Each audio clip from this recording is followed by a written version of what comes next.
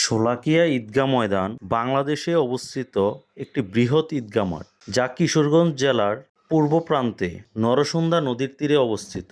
এটি ঈদ উল ফিতর ও ঈদ উল আজহা উপলক্ষে অনুষ্ঠিত জামাতের জন্য পরিচিত।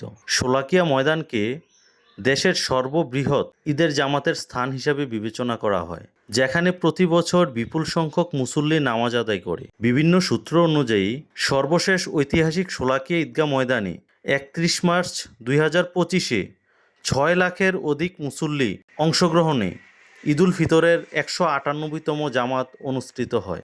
নামাজ শুরুর আগে ঐতিহ্য অনুযায়ী শর্টগানের ফাঁকা গুলির শব্দে মুসল্লিদের প্রস্তুতির জন্য সংকেত প্রদান করা হয়। ইসলামের ঐশীবাণী প্রচারের জন্য সুদূর ইয়েমেন থেকে আগত শোলাকিয়া সাহেববাড়ির পূর্বপুরুষ সুফি সৈয়দ আহমেদ তার নিজস্ব তালুকে 1828 সালে নরসুন্দা নদীর তীরে ঈদের জামাতের আয়োজন করে। এই জামাতে ইমামতি করে সুফি সৈয়দ আহমদ নিজেই।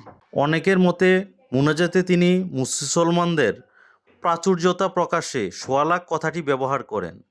আরেক মতে সেদিন জামাতে 1,25,000 অর্থাৎ 1.25 লাখ জামায়াত হয়।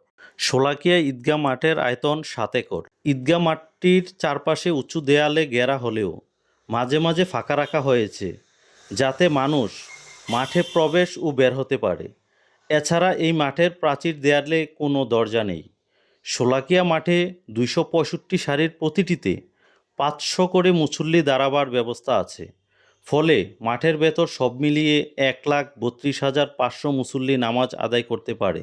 তবে ঈদ উল ফিতরের সময় দেখা যায় আশেপাশের সড়ক, খোলা জায়গা, এমনকি বাড়ির উঠানেও নামাজ আদায় করেন মুসল্লিরা। এভাবে এই মুসল্লির সংখ্যা প্রতি বছর বেড়ে চলেছে।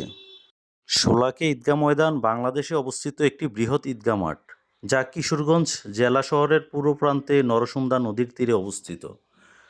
এটি ঈদ উল ফিতর ও ঈদ উল আজহা উপলক্ষে অনুষ্ঠিত জামাতের জন্য বিখ্যাত।